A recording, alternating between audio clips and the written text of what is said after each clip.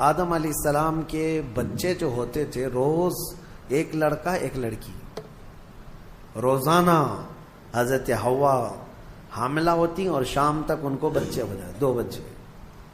اللہ کی قدرت کاملہ ہے، کیونکہ نسل انسانی کو اس وقت بڑھانا تھا، تو روزانہ 2 بچے، ایک لڑکا اور ایک لڑکی۔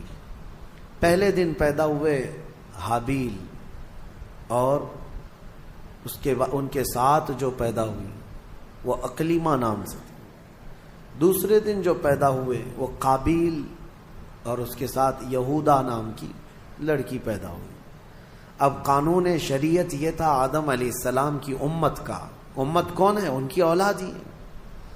اب قانون آدم علیہ السلام چونکہ رسول تھے، شریعت کا قانون یہ تھا کہ آج جو پیدا ہوا لڑکا ہے وہ کل پیدا ہونے والی لڑکی کے ساتھ نکاح کر سکتا ہے۔ سیم ڈے والی لڑکی اس کی سگی بہن مانی جاتی ہے، حالانکہ سب بہن ہیں، لیکن سیم ڈے جو پیدا ہوئی وہ لڑکی اور وہ لڑکا شادی نہیں کر سکتے۔ اور آدم علیہ السلام کی شریعت کا ہی یہ قانون۔ میں یہاں رک کر کے تھوڑی بات بتانا چاہوں گا۔ آج جو لڑکا پیدا ہوا ہے وہ کل جو لڑکی پیدا ہو رہی، یہ دونوں بھائی بہن ہیں یا نہیں؟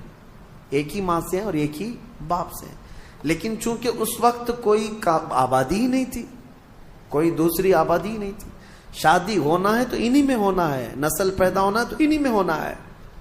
یہ آدم علیہ السلام کی شریعت میں جائز تھا۔ اب کیا ہمارے لیے یہ جائز ہے کہ آج تم پیدا ہوئے اور 10 سال بعد تمہاری ماں سے دوسری لڑکی پیدا ہوئی تو اس سے تم نکاح کر سکتے ہو، چاہے 50 سال بعد پیدا ہو؟ نہیں، سگی بہن ہے تو اس سے نکاح حرام ہے۔ کل میں نے آپ کو بتایا تھا محرمات عورتیں کیا ہے۔ یہ بات میں اس لیے آپ کے سامنے رکھ رہا ہوں کہ کچھ لوگ جو اپنے آپ کو صوفی کہتے ہیں اور تصوف کا لبادہ اوڑھ کر کے ابھی ایک بہت بڑا ڈھکوسلا چل رہا ہے لوگوں میں گمراہی لانے کے لیے، ان کو شریعت سے کوئی مطلب نہیں ہے۔ وہ کہتے ہیں ہم طریقت والے ہیں، وہ معرفت والے ہیں۔ ان کے ہاں کیا ہے، ایک چیز وہ دلیل کے طور پر لاتے ہیں کہ سجدہ کرنا اپنے پیر و مرشد کو یا قبروں کو یا اولیاء کو جائز ہے۔ وہ اس لیے کہتے ہیں کہ کیا آپ کو نہیں پتا آدم علیہ السلام کو سارے فرشتوں نے سجدہ کیا تھا؟ آدم علیہ السلام کو سجدہ کرایا گیا تھا نا، لیکن یہ انہیں فرق نہیں معلوم۔ فرشتوں کا سجدہ تھا آدم علیہ السلام کے لیے، وہ عبادت کا سجدہ نہیں تھا، وہ تعظیم کا سجدہ تھا۔ وہ کیا تھا؟ تعظیم کا۔ اور حکم کس کا تھا؟ اللہ کا تھا۔ اور پھر ان کے ہاں ایک دلیل ہے، یہ صوفی جو کہتے ہیں، گمراہ لوگوں کے بارے میں کہہ رہا ہوں، جو اوریجنل صوفی ہیں الحمدللہ وہ میرے مصطفیٰ کی شریعت کے پابند ہوتے ہیں۔ اصل صوفی دیکھنا ہو تو غوث اعظم ہے، اصل صوفی سرکار غریب نواز ہے، وہ شریعت پر پورے کامل طور پر پابند تھے۔ اور ایک دلیل وہ یہ دیتے ہیں کہ یوسف علیہ السلام کو ان کے باپ اور ان کے 11 بھائی سارے لوگوں نے سجدہ کیا تھا، وہاں بھی وہ تعظیم کا سجدہ تھا۔ پہلی شریعتوں میں تعظیم کا سجدہ جائز تھا، لیکن میرے مصطفیٰ کی شریعت میں تعظیم کا سجدہ بھی جائز نہیں، تعظیم کا سجدہ بھی جائز نہیں۔ نہ کسی پیر کو، نہ کسی فقیر کو، نہ کسی ولی کو، کسی کو بھی سجدہ کرنا جائز نہیں ہے۔ میں ان کو الزامی جواب کے طور پر یہ کہتا ہوں، جو لوگ کہتے ہیں آدم علیہ السلام کو کیا سجدہ نہیں کیا گیا تھا، تو آدم علیہ السلام کی شریعت پہ چل رہے ہو یا محمد الرسول اللہ کی شریعت پہ چل رہے ہو؟ اگر آدم علیہ السلام کی شریعت پہ چل رہے ہو تو ان کے ہاں بہن سے نکاح بھی جائز تھا، کیا تم کر سکتے ہو؟ شریعت منسوخ ہو جاتی ہے، ایک نبی کے جانے کے بعد دوسرے نبی آئے، ان کی شریعت الگ ہو گئی، لیکن میرے نبی کے آنے کے بعد پچھلی تمام شریعتیں ختم ہو گئی۔ اب جو بھی چلے گی وہ کیا ہے؟ آئی نئی حکومت، سکہ نیا چلے گا۔ اور نبی کریم صلی اللہ علیہ وسلم کی شریعت، حتیٰ کہ قیامت کے قریب عیسیٰ علیہ السلام بھی تشریف لائیں گے تو فرمایا گیا وہ شریعت مصطفیٰ کے مطابق عمل کریں گے، وہ اپنی شریعت لے کر نہیں آئیں گے۔ حالانکہ عیسیٰ علیہ السلام نبی بھی ہیں، رسول بھی ہیں، ان کے زمانے میں ان کی شریعت تھی، لیکن قیامت کے قریب اب عیسیٰ علیہ السلام آئیں گے تو کس کی شریعت پر عمل کریں گے؟ ہمارے نبی پاک صلی اللہ علیہ وسلم۔ اب سنیے، آدم علیہ السلام کے بڑے بیٹے حابیل اور قابیل کا واقعہ اس میں آیا ہے۔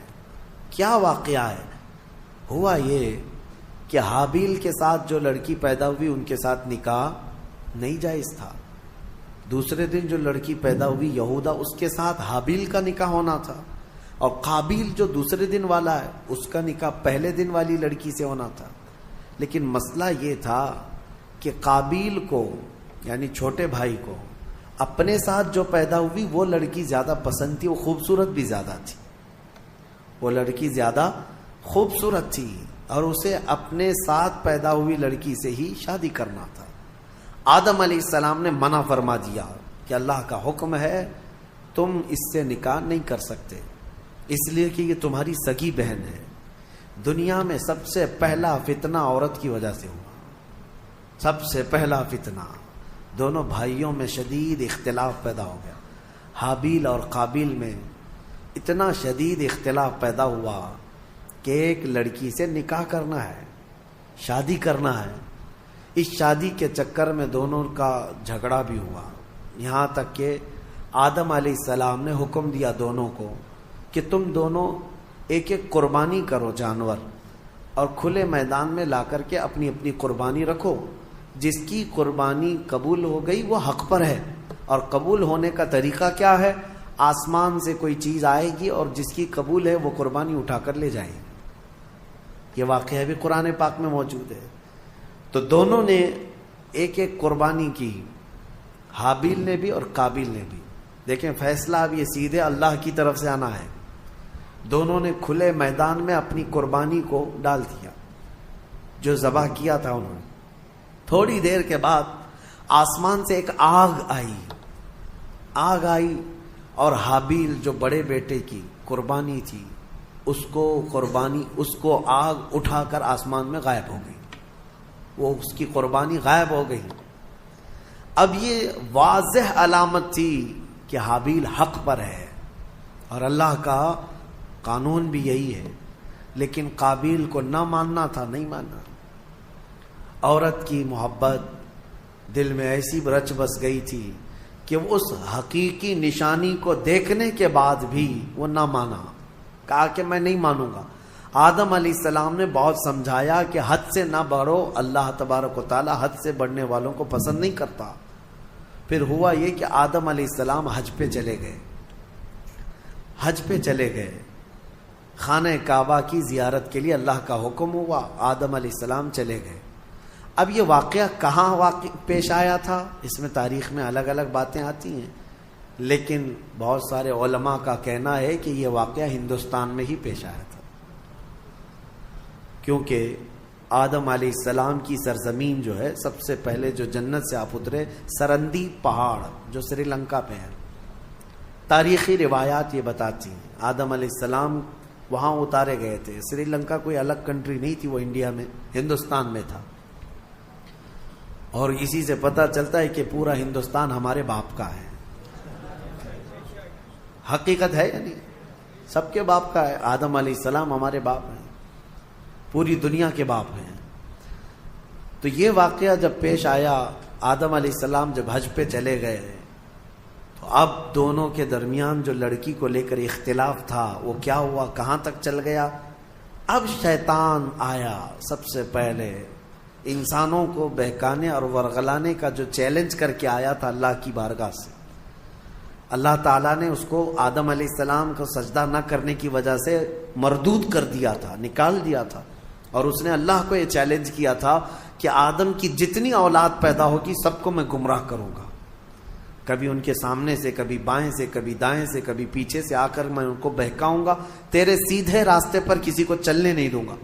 یہ اللہ سے اس نے چیلنج کیا تھا، اور اللہ نے فرمایا جا تجھے قیامت تک کی عمر دیتا ہوں، قیامت تک کی تجھے عمر ہے، جتنی کوشش کر سکتا ہے کر۔ لیکن رب تعالیٰ نے فرمایا میرے کچھ مخلص بندے ایسے ہوں گے جن پر تیرا داؤ نہیں چل سکے گا۔ اللہ ہمیں ان مخلص بندوں میں شمار فرمایا۔ शैतान पहली मर्तबा आया, दोनों भाइयों के बीच में देखा लड़की को लेकर के इख्तिलाफ है, तो यहाँ आग लगाना अब उसका काम था।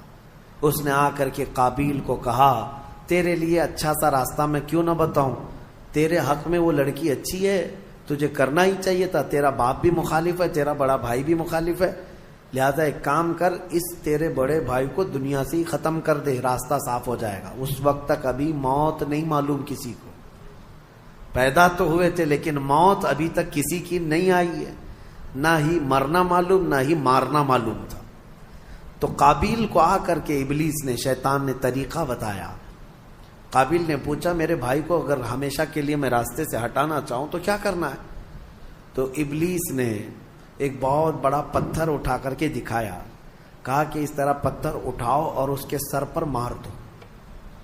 तो हाबील एक जगह पर बैठा हुआ था, उसे भी खबर नहीं थी कि भाई अपनी मौत का सबब बनता है।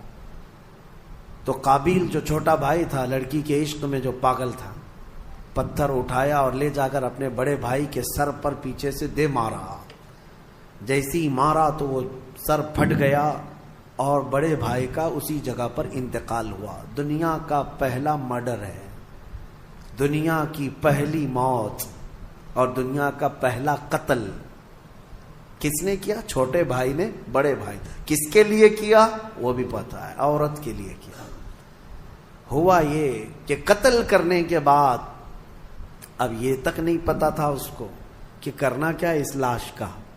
अल्लाह फरमाता है, फबअतल्लाहु गुराबन यबहसु फिल अर्द, अल्लाह ताला ने कौवे को भेजा। कौवा, दो कौवे आसमान से उड़ते हुए आए, एक कौवा दूसरे कौवे को ठोंक मारता था, लड़ाई दोनों की चल रही थी, दोनों कौवों की लड़ाई चल रही। कुरान में अल्लाह ने बयान फरमाया इसको। लड़ते लड़ते एक कौवे ने दूसरे कौवे को इतना मारा कि जमीन पर गिर गया, एक कौवा मर गया, दूसरा कौवा बैठा था। एक जिंदा कौवा है और एक मुर्दा कौवा है, कौवे भी दोनों भाई ही होंगे और क्या पता वो भी किसी लड़की के लिए लड़ रहे हो, लेकिन ये तो तफसीर में नहीं है, क्यों लड़ रहे थे ये तो नहीं मालूम। लड़े और मारा भी एक कौवे ने और मर गया दूसरा कौवा। तो रब ताला फरमाता है, पहले कौवे ने अपने पैरों से जमीन खोदना शुरू किया, कुछ जमीन खोदा और मरे हुए कौवे को उस गड्ढे में धकेल दिया और फिर पैरों से उसके ऊपर मट्टी डाल दिया। तो काबिल वो कौवों की इस हरकत को देख रहा था। उसके बाद उसे ये पता चला कि अपने मरे हुए भाई को इस तरह जमीन में छुपा देना चाहिए। तो पहली मर्तबा काबिल ने खुद कब्र खोदी और हाबील को उसके अंदर दफन कर दिया और उस पर मट्टी डाल दिया। ये दुनिया का पहला कत्ल था एक औरत के हुसूल के लिए, लेकिन बताया गया कि उस काबिल को भी वो औरत नहीं मिल सकी। आदम अलैहिस्सलाम जब तशरीफ लाए तो शरीयत का हुक्म अदूली और पामाली करने के सजा दी गई उस शख्स को, काबिल को। औरत ना उसको मिली ना इसको मिली। ये दुनिया ऐसी है जिसको इमाम अहले सुन्नत फाजिल बरेलवी रहमतुल्लाह अलैह ने क्या ही बेहतरीन अंदाज में फरमाया, शहद दिखाए जहर पिलाए, कातिल डायन शोहर कुश, इस मुर्दार पे क्या ललचाए, दुनिया देखी भाली है।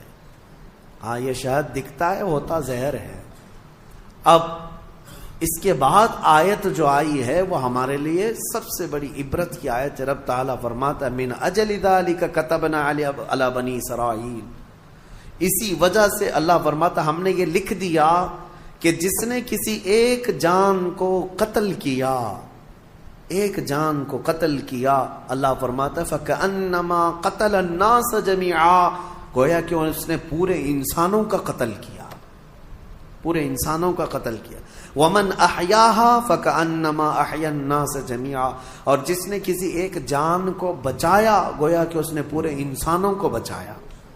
ये अल्लाह का कानून है, जिसने एक कत्ल किया उसने पूरे इंसानों का कत्ल किया। अब यहां से कयामत तक जितने मर्डर होंगे, कत्ल होंगे, उन सब कत्ल और मर्डर का गुनाह उस काबिल को दिया जाएगा जिसने सबसे पहला कत्ल दुनिया में किया। लेकिन कोई ये ना समझे कि उसको नहीं मिलेगा, सब काबिल पे जाएगा। हाँ, ये सोच करके मर्डर शुरू हो जाए। قتل کرنے کا گناہ خود کا گناہ تو ہے ہی، لیکن اتنا بڑا گناہ اس کو بھی دیا جائے گا جو فرسٹ ٹائم شروع کیا ہے. اور اسی قاعدے کے مطابق کوئی بھی برا کام تم شروع کر رہے ہو، یاد رکھو اگر اس کی پیروی کرتے دوسرے لوگ بھی وہ گناہ میں ملوث ہوئے، ان سب کے گناہ کا بوجھ بھی تمہارے اوپر ڈالا جائے گا. ہو سکے تو کوئی نیا کام اچھا شروع کر دو تاکہ اس کی فالو کرتے کرتے لوگ ان کی نیکیاں تم تک آتی رہیں قیامت تک. کوئی برا کام تم نے، بہت سارے لوگ فیشن شروع کرتے ہیں، ان کو ایسا لگتا ہے کہ یہ میرا فیشن ہے، ایک نیا فیشن. گناہ کو اگر فیشن شروع کیا، نیکی کو فیشن بناؤ. اگر اس کی کوئی اقتدا کر لیا تو اس کا ثواب تمہیں ہے. مثال کے طور پر نماز کے بعد ہم تسبیح پڑھنا شروع کر دیے، سبحان اللہ و بحمدہ سبحان اللہ العظیم.